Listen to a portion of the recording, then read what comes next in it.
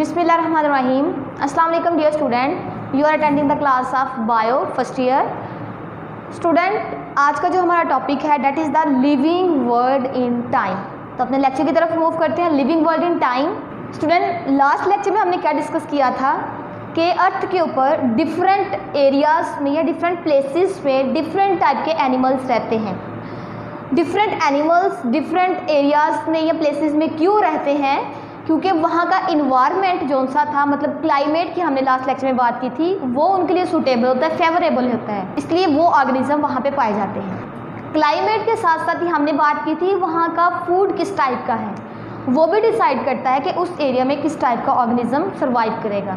ठीक है, तो जो लास्ट लेक्चर था वो क्या था? लिविंग वर्ल्ड इन स्पेस, मतलब ज़मीन के ऊपर डिफरेंट एरियाज़ में प्लेसेस में डिफरेंट टाइप के ऑर्गेनिज्म जो रहते हैं उनकी हमने वजूहात को डिस्कस किया था, उसके फैक्टर्स को डिस्कस किया था। ठीक है, तो जो आज हमने डिस्कस करना है that is the living world in time.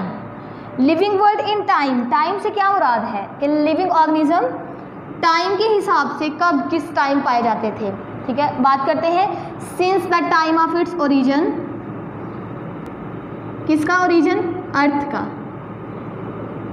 Origin of earth कहते हैं जो ही अर्थ बनी, ओरिजिन उसका हुआ, वो बनी, उसके बाद कुछ अरसे बाद वहाँ पे लाइफ स्टार्ट होगी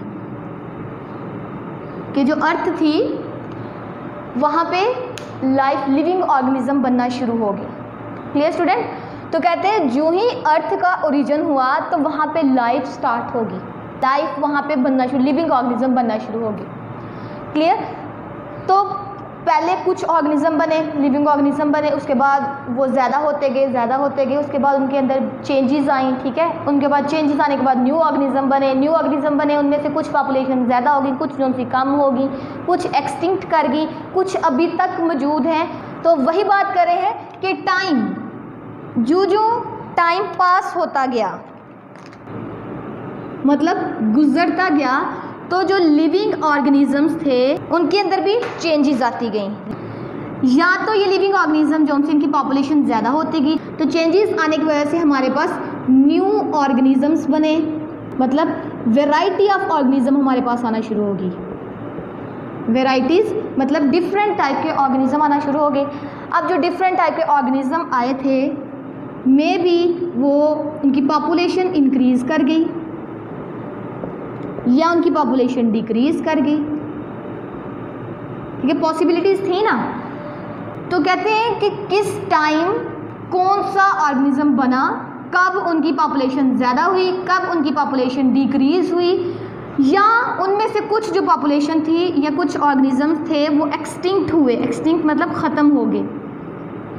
तो तीन पॉसिबिलिटीज़ थी, पॉपुलेशन या तो इंक्रीज़ करती है या डिक्रीज़ करती है या फिर वो ख़त्म हो जाती है। तो वही बात की है कि लिविंग ऑर्गेनिज्म जो ही अर्थ के ऊपर बने वो कब बने, कब बनना स्टार्ट हुए, उनके अंदर चेंजेस कब आई, उनसे न्यू ऑर्गेनिज्म कब कैसे बने, वेराइटीज़ कब आई, वो पॉपुलेशन कब ज़्यादा हुई, कब कम हुई, और उनमें से कुछ ऑर्गेनिज्म या कुछ स्पीशीज़ कैसे एक्सटिंक्ट कर गई और कब एक्सटिंक्ट की। ये सारी चीज़ें हम लोग किसमें पढ़ते हैं? लिविंग वर्ल्ड इन टाइम में। तो स्टूडेंट, ये पढ़ना इतना आसान नहीं था। तो साइंटिस्ट ने क्या किया, बायोलॉजिस्ट मोस्टली हैं, उन्होंने क्या किया, बायोलॉजिस्ट ने क्या किया, फिर इस सारी इंफॉर्मेशन को एक सीक्वेंस दिया। ठीक है, इसको अरेंज किया, सारे ऑर्डर को, इस सारे डाटा को क्या किया, अरेंज किया इन अ चार्ट। चार्ट के अंदर इस सारे डाटा को ऑर्गेनाइज किया। क्यों ऑर्गेनाइज किया इसको चार्ट के अंदर? ताकि जो नेक्स्ट आने वाले साइंटिस्ट हैं उनके लिए इजी हो जाए, वो इस चार्ट को पढ़ें और उनको अंडरस्टैंड करें कि कौन सा ऑर्गेनिज्म कब आया था, कब उसकी एवोल्यूशन हुई। एवोल्यूशन किसे कहते हैं? चेंज आना। ठीक है, कि मतलब कब ज़्यादा हो रहे से न्यू पॉपुलेशन कब बनी। ठीक है, ये सारा का सारा क्यों किया गया था? ताकि न्यू आने वाले जो ऑर्गेनिज्म हैं उनके लिए आसानी हो जाए, वो इन चीज़ों को ईजीली अंडरस्टैंड कर सकें। ठीक है, तो फिर हम लोग इस चार्ट को एक नाम देते हैं, that is called the geological time chart. तो फिर हमने इस चार्ट को क्या नाम दिया? That is called the geological time chart. Geological time chart क्या है स्टूडेंट? कि वो चार्ट जिसके ऊपर हम लोग बताते हैं कि वक़्त के गुजरने के साथ साथ कौन से लिविंग ऑर्गेनिज्म कब मौजूद थे अर्थ के ऊपर, कब वो इंक्रीज़ हुई, उनकी पॉपुलेशन ज़्यादा हुई, कम हुई, या वो ख़त्म हो गए, या न्यू वेराइटीज़ कब बनी। तो वो किस में डिस्कस करते हैं हम लोग, इस चार्ट के अंदर। इस चार्ट के अंदर आपकी बुक पे भी एक चार्ट बनाया गया है जिसपे ये सारा कुछ दिखाया गया है कि उस चार्ट के अंदर बताया गया है। स्टूडेंट, इस चार्ट के अंदर आप लोगों ने डिफरेंट टाइप की डायग्राम्स देखी हैं। तो स्टूडेंट, इन जियोलॉजिकल टाइम चार्ट के अंदर आप लोगों ने देखे डिफरेंट टाइप की डायग्राम्स बनी हुई हैं। चार्ट के अंदर हम लोग डिफरेंट पॉपुलेशन कब इंक्रीज हो रही है, कब डिक्रीज हो रही है, कौन सी एक्सटिंक्ट हुई है, मतलब इनको हम लोगों ने एक डायग्राम से बताया हुआ है। जैसे देखिए, ये एक होती है डायग्राम, ये स्टूडेंट। तो इस तरह की डिफरेंट टाइप्स की हमें डायग्राम्स यहाँ पे दिखती हैं इस चार्ट के अंदर। तो इस चार्ट के अंदर जो डायग्राम्स हमें दिखती हैं उसके मुताबिक ये डायग्राम किस चीज़ को रिप्रेजेंट कर रही है। फॉर एग्जांपल, ये जो सी बता रही है ये नैरो है, ये जो एरिया ये डायग्राम का नैरो है। इसमें मतलब क्या बताया, जो पॉपुलेशन है, जो लिविंग ऑर्गेनिज्म है, इनकी जो पॉपुलेशन है वो इस टाइम बहुत कम होती है, लेस इन नंबर होते हैं, डिक्रीज होती है इनकी पॉपुलेशन। लेकिन कुछ फैक्टर ऐसे होते हैं या उनका इन्वायरमेंट शायद चेंज होता है या कोई रीज़न होती है, उसकी वजह से इनकी पॉपुलेशन इस जगह पे आके बताया गया कि बहुत ज़्यादा इंक्रीज़ कर गई है। It shows that population become increase, कि इस टाइम में पॉपुलेशन जो उनसे ऑर्गेनिज्म की वो इंक्रीज़ हो गई है। उसके बाद देखिए ये वाली कि फर्दर कोई चेंज आया है तो वो पॉपुलेशन डिक्रीज़ होना शुरू हो गई थी। ठीक है, तो हम लोग एक सिंगल स्पीशी की बात कर रहे हैं, सारी स्पीशी की बात नहीं कर रहे, सिंगल स्पीशी के बारे में है कि अगर एक स्पीशी की पॉपुलेशन पहले कम थी, फिर कोई चेंज आया इन्वायरमेंट में जिसकी वजह से उनकी पॉपुलेशन दोबारा से ज़्यादा होगी, फिर फर्दर में भी कोई चेंज आया हो तो उनकी पॉपुलेशन दोबारा से कम हो गई है। ठीक है, तो ये डायग्राम क्या शो करिए, पॉपुलेशन का नंबर चेक दिखा रही है, साइज बता रही है यहाँ पे। नेक्स्ट में चले जाएँ तो वही बात, पहले यहाँ पे पॉपुलेशन का जो साइज़ था वो कम था, लेस इन नंबर थे पॉपुलेशन जो सी है। फिर ये जो वाइडर एरिया है ये शो कर रहा है कि कोई ऐसा चेंज आया कि पॉपुलेशन यहाँ पे आके या लिविंग ऑर्गेनिज्म इस टाइम में आके वो इंक्रीज़ होना शुरू हो गए, ज़्यादा पॉपुलेशन होगी और आगे फर्दर वो ज़्यादा ही चलते जा रहे हैं। नेक्स्ट देखें यहाँ पे कि पहले पॉपुलेशन ज़्यादा थी, पॉपुलेशन का साइज जो सा था लार्ज था, लेकिन इन्वायरमेंट में कोई ऐसा चेंज आया है जो उनके लिए फेवरेबल नहीं था और उनकी पॉपुलेशन क्या होना शुरू हो गई है, डिक्रीज होना शुरू हो गई है। कि वहाँ पे उन स्पीशीज़ के नंबर जो सा है उनकी पॉपुलेशन क्या हो गई है, कम हो गई। क्यों? क्योंकि इन्वायरमेंट में कोई ऐसा चेंज आया है। नेक्स्ट देखिए, तो यहाँ पे पॉपुलेशन ज़्यादा थी, ऑर्गेनिज्म बने, पॉपुलेशन की बहुत ज़्यादा होगी एकदम से, फिर यहाँ पे देखें बिल्कुल ही एक्सटिंक्ट हो गए हैं कि ऐसे इन्वायरमेंट में चेंज आया कि ये ज़्यादा से कम की तरफ होना शुरू हो गए, मूव कम हुए, फिर फर्दर कम होते होते कोई ऐसा पॉइंट आता है कि बिल्कुल ही वो ऑर्गेनिज्म इस अर्थ से ख़त्म हो जाते हैं। तो ये कुछ डायग्राम्स हैं जो आप लोगों को इस अपने चार्ट के अंदर नज़र आती हैं। Clear student? तो ये डायग्राम शो करती हैं पॉपुलेशन के साइज़ के बारे में कि उस चार्ट के अंदर एक स्पेसिफिक पॉपुलेशन या स्पेसिफिक स्पीशी कब ज़्यादा हो रही होती है और कब वो उनका नंबर जो है कम हो रहा था और कब वो एक्सटिंक्ट हो जाती है, ख़त्म हो जाती है इस अर्थ से। आप लोगों ने देखा है कि जब से ज़मीन वजूद में आई है तो डिफरेंट ऑर्गेनिज्म जो उनसे हैं बन भी रहे हैं, ख़त्म भी हो रहे हैं और न्यू पॉपुलेशंस आती भी जा रही हैं, उनका नंबर भी इंक्रीज़ होता जा रहा है। जैसे अगर हम लोग बात करें डायनासोर, उनकी पॉपुलेशन किसी ज़माने में बहुत ज़्यादा थी, लेकिन चूँकि उनके इन्वायरमेंट ऐसा मिला, फर्दर उसमें इन्वायरमेंट में कोई ऐसी चेंज आई कि वो ऑर्गेनिज्म सारे के सारे एक्सटिंक्ट हो चुके हैं। अब तक हमें अपनी ज़मीन के ऊपर कोई भी वो ऑर्गेनिज्म नज़र नहीं आता। तो ये वाली हम लोग डायग्राम फिर उनके लिए दिखा सकते हैं कि राइनोसॉर्स जो के किसी टाइम में, किसी पीरियड में, टाइम के पीरियड में ये ऑर्गेनिज्म बहुत ज़्यादा थे, लेकिन इन्वायरमेंट में चेंज आया तो ये ऑर्गेनिज्म बिल्कुल ख़त्म हो चुके हैं और अब ज़मीन के ऊपर उनका कोई भी सिंगल मेंबर भी प्रेजेंट नहीं है। ठीक है, तो इस तरह डिफरेंट डायग्राम से हमने शो करवाया हुआ है। उसके अलावा स्टूडेंट इन टाइम चार्ट के अंदर हम लोग फर्दर क्या चीज़ डिस्कस करते हैं कि ज़मीन के ऊपर लेयर्स, पहले लेयर कौन सी बनी और दूसरी लेयर कौन सी बनी, फर्दर लेयर्स बनती जाती है ना, ज़मीन की तहें लगती जाती हैं, तो वो लेयर्स, डिफरेंट लेयर्स के बारे में हम लोग देखते हैं। और फिर उन लेयर्स के अंदर जो फॉसिल्स पाए जाते हैं उनके बारे में भी देखते हैं। तो डिफरेंट लेयर के बारे में भी हम लोग किसकी वजह से स्टडी करते हैं, इन चार्ट की वजह से, और फॉसिल्स का भी हम लोग इसी के अंदर देखते हैं। स्टूडेंट अब देखते हैं एवोल्यूशन। एवोल्यूशन किसे कहते हैं? एवोल्यूशन कहते हैं change with the passage of time, with the passage of time, वक़्त के गुजरने के साथ साथ जो चेंज आता है, जो तब्दीली आती है, उसको हम लोग एवोल्यूशन का नाम देते हैं। Clear student? तो कहते हैं जो ऑर्गेनिजम्स की एवोल्यूशन कैसे पढ़ी जाती है।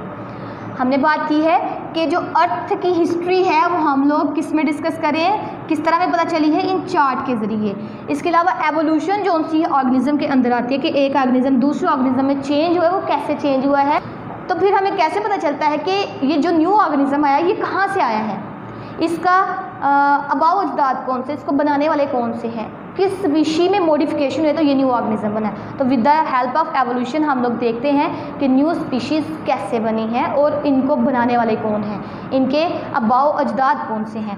तो वही बात हम लोग डिस्कस करते हैं कि हम लोग एवोल्यूशन के लिए सबसे इम्पॉर्टेंट जो एविडेंस होता है that is the fossil.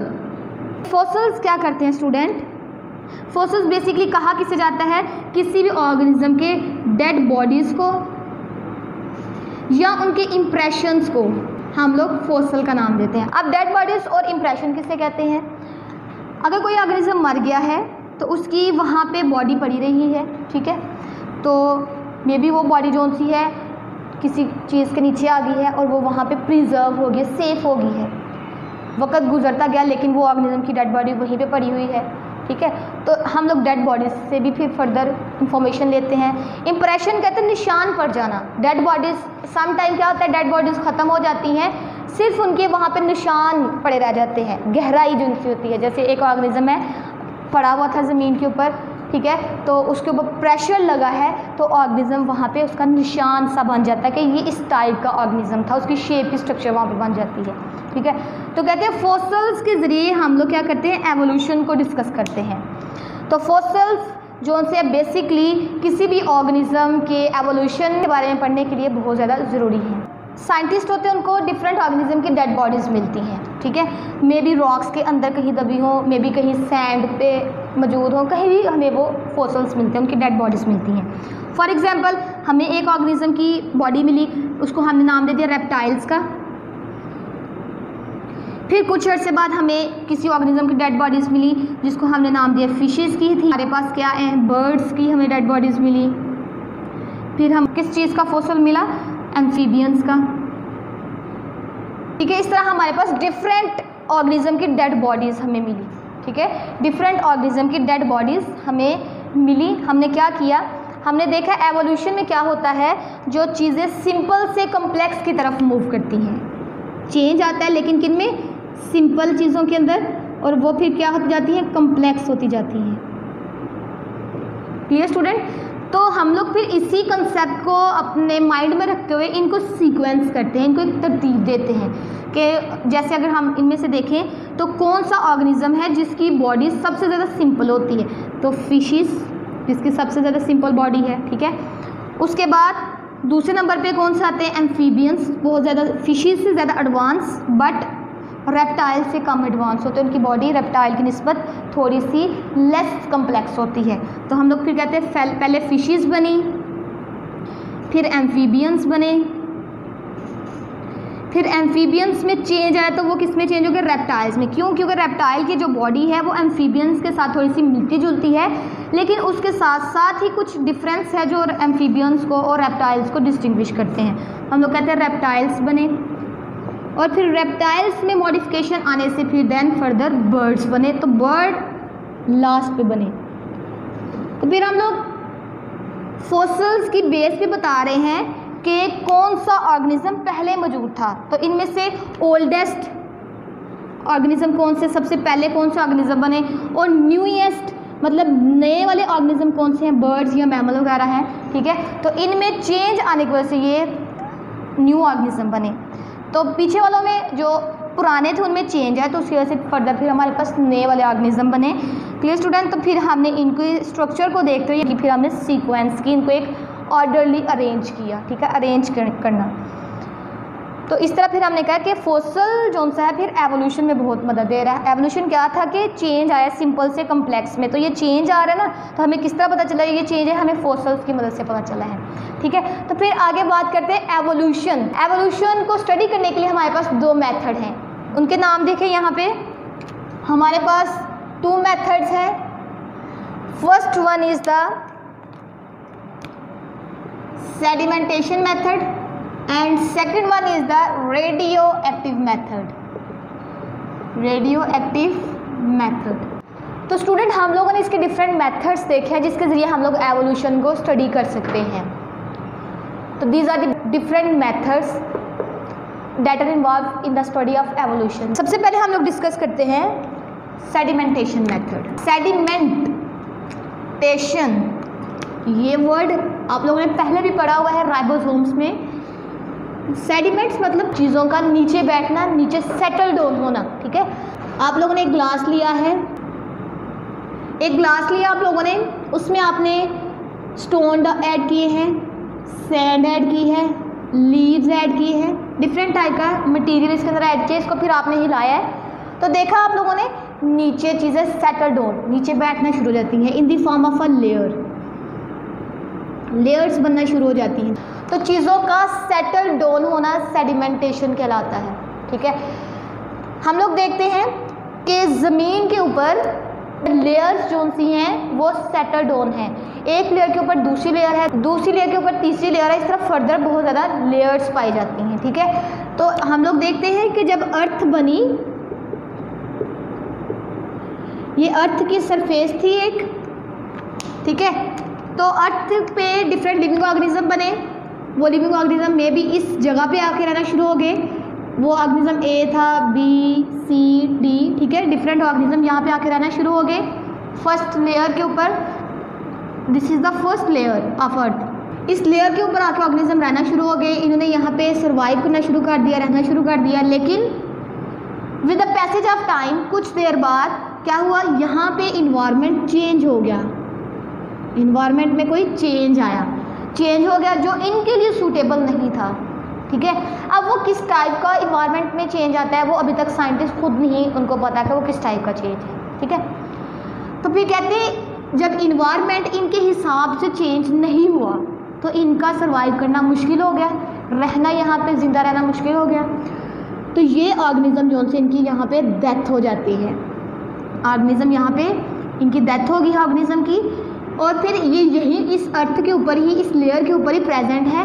With the passage of time यहाँ पे धूल मिट्टी जमा होना शुरू हो जाती है, यहाँ पे इस जगह पे, ठीक है, इस जगह पे आके बहुत ज़्यादा धूल मिट्टी आके यहाँ पे जमा होना शुरू हो जाती है, जिसकी वजह से हम लोग कहते हैं इस पे एक और लेयर आके ऐड हो जाती है।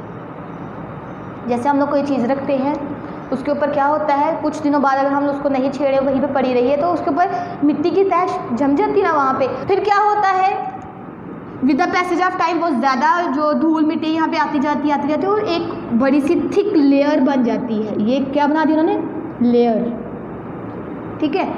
तो यहाँ पे एक लेयर सी बन जाती है, ठीक है, ये फर्स्ट लेयर थी और ये क्या कौन सी बनी है, सेकंड लेयर बन गई है।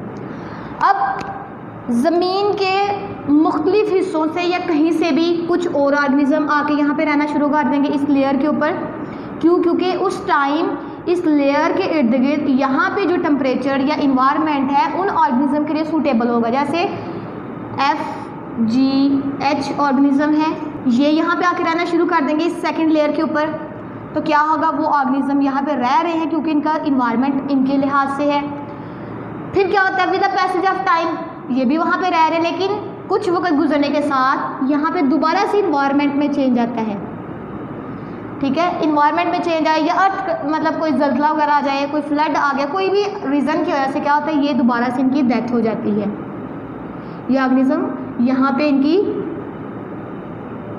डेथ हो जाती है ऑर्गेनिज्म की, और ये यहीं पे ख़त्म हो जाते हैं। अब इनकी डेड बॉडीज़ यहीं पे पड़ी रहती हैं सेकंड लेयर के ऊपर, ठीक है, डेड बॉडीज यहीं पे है। इसी तरह दोबारा से धूल मिट्टी यहाँ पे आकर जमा होना शुरू हो जाती है और एक थर्ड लेयर बना देती है, that is the third layer बनती जा रही है।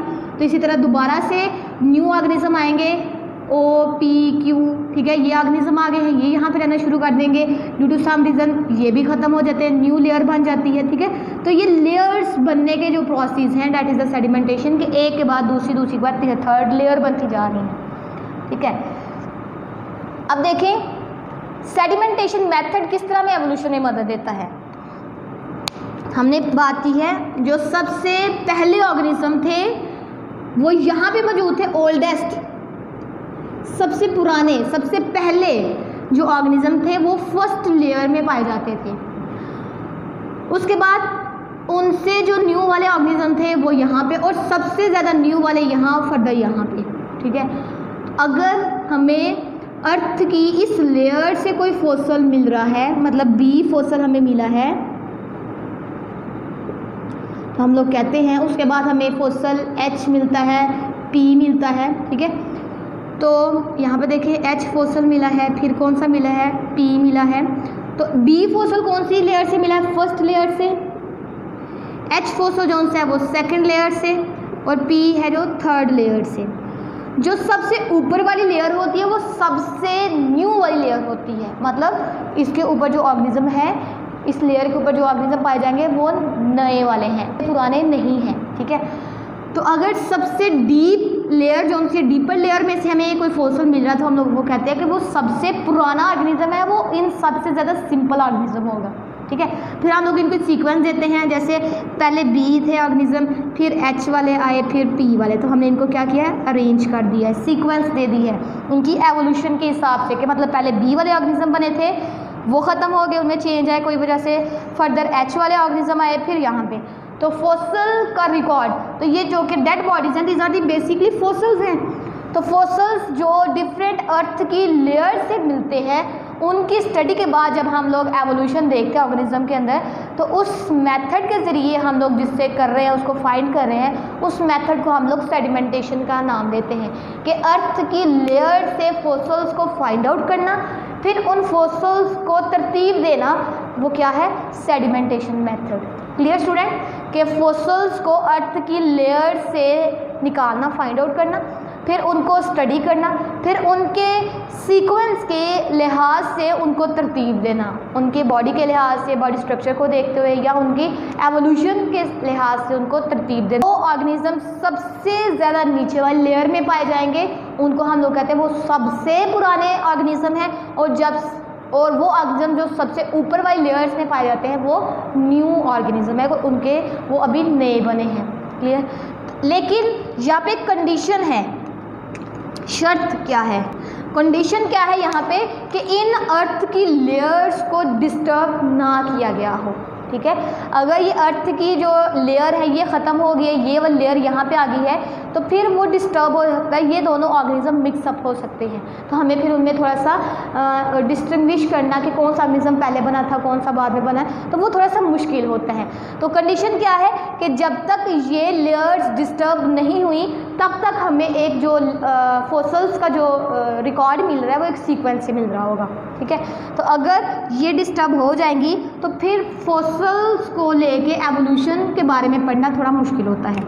तो कंडीशन क्या है कि ये जो लेयर्स हैं ये डिस्टर्ब ना हो, इनको डिस्टर्ब नहीं किया गया हो, देन ये इनसे मिलने वाले, इन लेयर से मिलने वाले फॉसिल जो से हैं वो हमें एवोल्यूशन के बारे में बताते हैं। क्लियर स्टूडेंट, नेक्स्ट इसका सेकंड जो रेडियो एक्टिव मेथड है वो डिस्कस करते हैं। रेडियो एक्टिव मेथड स्टूडेंट क्या होता है, इसमें हम लोग देखते हैं कि जो मटेरियल है उनमें से रेडिएशंस निकलती हैं, और उसकी वजह से हम लोग फिर आगे फॉसिल वगैरह को बताते हैं कि ये फॉसिल कितना पुराना है। तो रेडिएशंस के निकलने से हम लोग इसको कहते हैं radio active method. Clear student, तो कहते हैं रेडियो एक्टिव मेथड से जो हमारे पास एविडेंसेस आते हैं या फॉसिल्स के बारे में जो हम लोग पढ़ते हैं, तो उनमें हम लोग उन फॉसिल को बताते हैं कि ये कितना पुराना है और इसकी एज क्या है।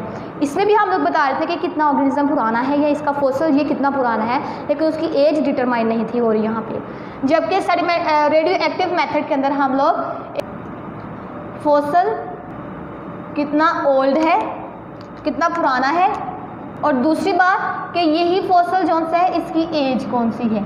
तो ये ओल्डेस्ट और एज मालूम करने के लिए हम लोग रेडियो एक्टिव मेथड यूज़ करते हैं।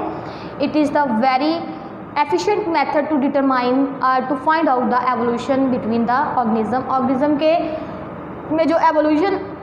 में जो एवोल्यूशन होती है उसको स्टडी करने के लिए ये रेडियो एक्टिव मेथड जो है वो बहुत ज़्यादा इंपॉर्टेंट है, बेस्ट वे है।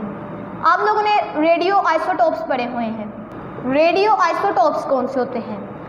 ऐसे आइसोटोप्स जिनके अंदर से रेडिएशंस निकलती हैं, दैट इमिट रेडिएशंस। ऐसे आइसोटोप्स जिनके अंदर से रेडिएशंस निकलती हैं, शुआएँ निकलती हैं, उनको हम लोग रेडियो आइसोटोप्स का नाम देते हैं। उसके साथ साथ ही दूसरी जिसकी करैक्टरिस्टिक है वो क्या है कि ये ऑर्गेनिज्म जो से है, जो इनके अंदर से रेडिएशंस निकलती जाएंगी, इनकी जो क्वांटिटी है वो कम होती जाएगी। Quantity with the passage of time decrease होती जाएगी, कम होती जाएगी। Clear student? तो हमने इसके दो प्रॉपर्टीज़ बताई हैं कि पहली बात ये रेडिएशंस को इमिट करते हैं, और दूसरी बात क्या है कि जो इनके अंदर से रेडिएशंस निकलती जाएंगी ये इनका साइज़ या इनकी क्वांटिटी जो सी है, मिकदार जो सी वो कम होती जाएगी। फॉर एग्जांपल ये एक रेडियो आइसोटोप था, इनके अंदर से रेडिएशंस निकल रही थी, कुछ देर बाद हमने देखा ये इतना सा हो गया हुआ था, ठीक है, क्योंकि इसके अंदर से फर्दर रेडिएशन निकली है। कुछ देर बाद देखा तो ये इतना रह गया, ठीक है, और फर्दर देखा तो बिल्कुल ही थोड़ा सा रह गया।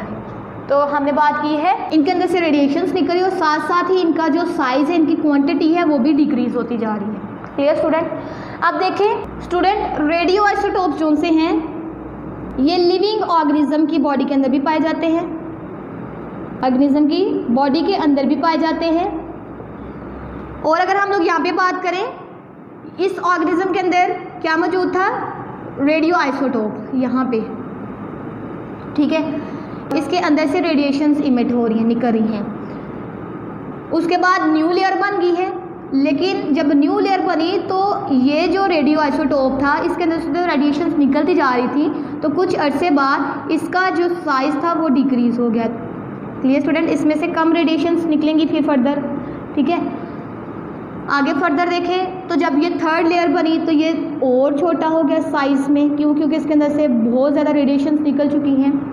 तो जब हम लोग फिर अब जब ये वाले ऑर्गेनिज्म की डेथ हुई या ये वाले ऑर्गेनिज्म यहाँ पे थे, तो उनके अंदर जो रेडियो आइसोटोप था इसकी निस्बत ये ज़्यादा था, इसके अभी वो आए हैं इनमें से,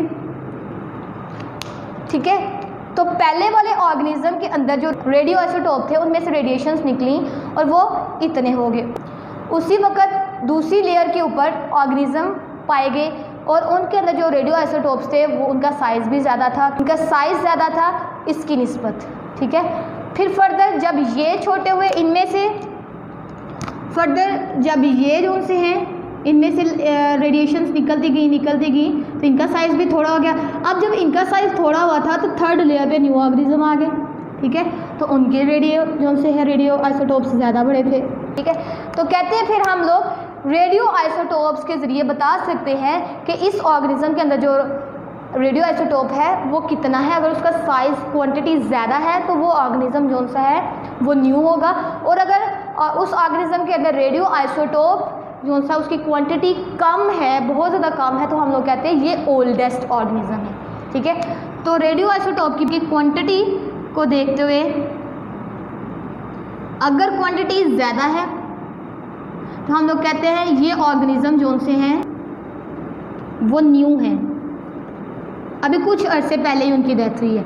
और अगर उनके दूसरे ऑर्गेनिज्म जिनके अंदर इसकी रेडियो आइसोटोप्स की क्वांटिटी जो सी है वो लेस है, कम है, तो हम लोग कहते हैं ये ऑर्गेनिजम्स क्या हैं? ओल्ड है, पुराने हैं। क्यों? क्योंकि इनके अंदर से रेडिएशंस बहुत ज़्यादा निकले, इसके लिए इनकी quantity with the passage of time थोड़ी हो गई है, ठीक है। अब देखें सबसे यहाँ पे जो ऑर्गेनिजम्स है उनके अंदर इस टाइम जो सी है इतने ज़्यादा क्वांटिटी है उनकी, और यहाँ पे देखें तो इनकी जो क्वांटिटी होगी थोड़ी सी कम होगी इसकी निस्बत। यहाँ पे देखें तो ये बहुत ही कम होगी, यहाँ पे इतनी होगी, और यहाँ पे देखो तो सबसे ज़्यादा कम ये इनकी क्वांटिटी होती है। तो जो ऑर्गेनिज्म जो सबसे डीपर लेयर्स में पाए जाते हैं, जो सबसे पुराने हैं, उनके अंदर रेडिएशंस कम होती हैं, कम इमिट होती हैं। उससे ऊपर जो ऑर्गेनिज्म पाए जाते हैं ऊपर वाले लेयर्स में, उनके अंदर रेडिएशन जो सी हैं इसके निस्बत ज़्यादा पाई जाएंगी। तो स्टूडेंट हम लोगों ने कैसे बताया? बाय कंपेयरिंग, कंपेयर करके चीज़ों को, रेडियो आइसोटोप्स को कंपेयर किया है। एक लेयर के ऑर्गेनिज्म, डिफरेंट ऑर्गेनिज्म के अंदर जो रेडियो आइसोटोप्स थे उनको हमने कंपेयर किया है और फिर देखा किसके अंदर ज़्यादा क्वांटिटी है रेडियो आइसोटोप की और किसके अंदर से ज़्यादा कम क्वांटिटी रेडिएशंस निकल रही हैं। ठीक है, तो उसकी बेस पे हम लोग कहते हैं कि ये ऑर्गेनिज्म पुराना है और ये ऑर्गेनिज्म नया है, क्वांटिटी की बेस पे। उसके बाद देखिए स्टूडेंट, हमने भी बात की है जो जो इनके अंदर से रेडिएशंस इमिट होती है तो इनका जो साइज़ है या क्वांटिटी है वो लेस होती जा रही है। तो इस टाइम पीरियड के दौरान जो क्वांटिटी लेस हो रही है इसको कहते हैं हम लोग हाफ लाइफ। हाफ लाइफ मतलब कि इसकी ज़िंदगी आधी हो गई। फॉर एग्जांपल एक जो मटेरियल है रेडियो आइसोटोप है वो मे बी 2 किलोग्राम हो, ठीक है, with the passage of time वो कितना रह जाए, रेडिएशंस इमिट होती जा रही है, होती रहती है, वो 1 किलोग्राम हो जाए। तो 1 किलोग्राम इसके दौरान इसको 2 किलोग्राम से 1 किलोग्राम में चेंज होने के लिए जितना टाइम लगता है उसको हम लोग कहते हैं इसकी ये हाफ लाइफ है। Clear student? तो हम लोग कहते हैं फिर इसकी हम लोग एज भी बता सकते हैं और उसके साथ साथ हम लोग बताते हैं कि कौन सा फॉसिल ज़्यादा पुराना है या कौन सा फॉसिल अभी न्यूली है, जो ज़्यादा देर नहीं हुआ उसकी डेथ हुई, उसकी डेड बॉडीज़ अभी इतनी पुरानी नहीं है। ठीक है, तो हम लोग फिर रेडियो एक्टिव मेथड के ज़रिए क्या बताते हैं, उन ऑर्गेनिज्म, उन फॉसिल्स का एज बताते हैं और साथ साथ बताते हैं कि ये कितने पुराने हैं। ठीक है, जबकि सेडिमेंटेशन में हम लोग सिर्फ बताते हैं कि ऑर्गेनिज्म कितने ओल्ड हैं, इनकी एज हमें नहीं पता चलती। क्यों? क्योंकि इसके अंदर से रेडिएशंस इमिट नहीं होती। और यहाँ पे हमें एज पता चलती है। क्यों पता चलती है? क्योंकि यहाँ पे हमें हाफ लाइफ का कंसेप्ट पता चलता है। रेडिएशन जितनी ज़्यादा निकलती जाएंगी उसकी लाइफ कम होती जाएगी। Clear student? तो स्टूडेंट ये था आज का हमारा topic that is related with the living world in time. आज के लिए इतना ही काफ़ी है। अल्लाह हाफिज़।